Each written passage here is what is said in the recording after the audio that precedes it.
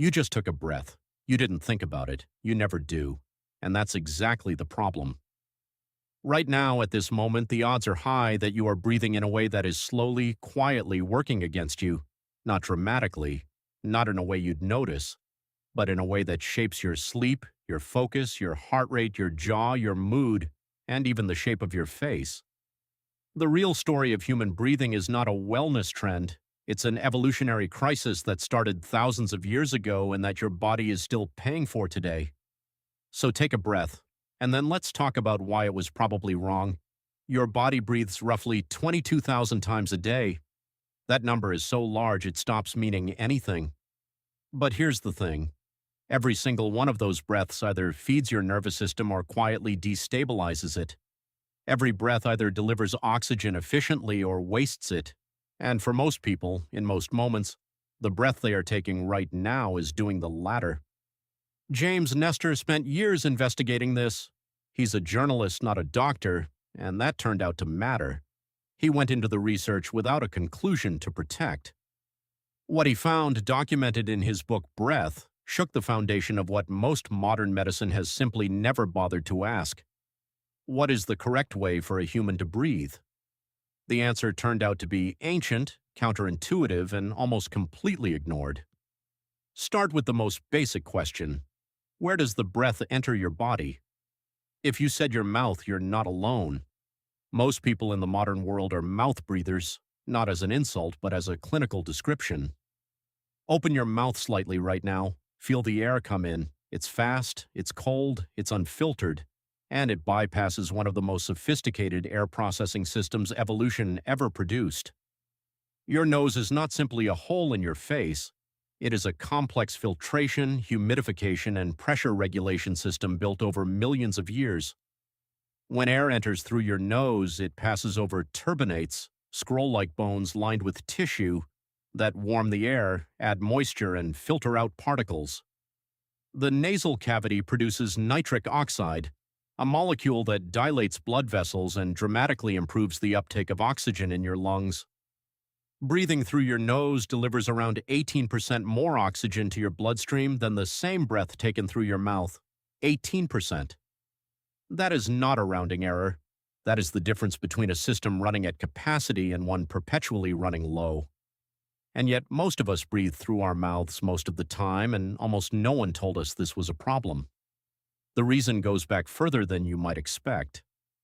For nearly all of human prehistory, mouth breathing was rare. Not because ancient humans were more disciplined, not because they meditated, but because their anatomy made it difficult. Paleontologist Daniel Lieberman at Harvard has spent decades studying the human skull across evolutionary time. What he found is striking. Ancient human skulls, skulls from tens of thousands of years ago, show wide nasal passages, broad palates, and straight teeth. They show no sign of the crowded, narrow airways that define modern human anatomy. The faces were different, the airways were open, something changed, and the timeline is not ancient.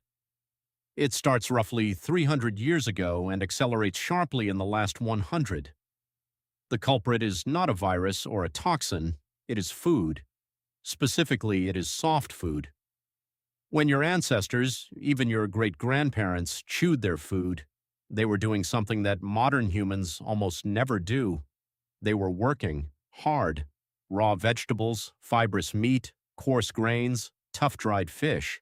These foods require significant jaw force, sustained chewing, and constant engagement of the masseter muscles on either side of your face.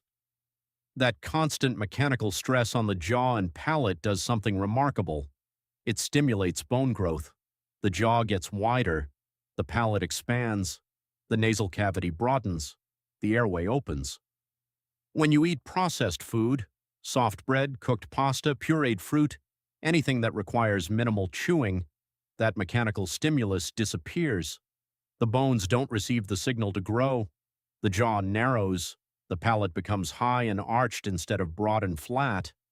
The teeth crowd because the jaw doesn't have room for them. And the nasal passage, which sits directly above the palate, narrows along with it. You feel this every time you get a stuffy nose and instinctively open your mouth. But for millions of people, the stuffy nose is not temporary, it is structural. The airway was simply never wide enough to breathe easily through the nose, not because of genetics, but because of food.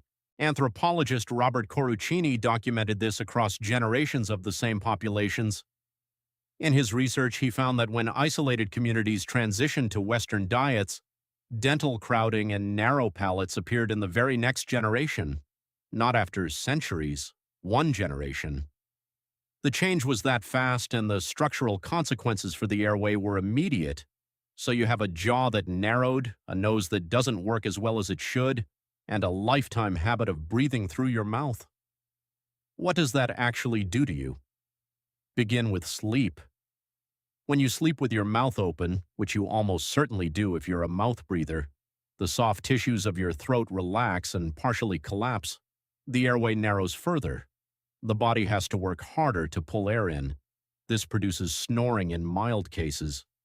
In more serious cases, it produces sleep apnea, a condition where your airway fully collapses for seconds at a time, dozens or hundreds of times per night, and your brain wakes you just enough to restart breathing.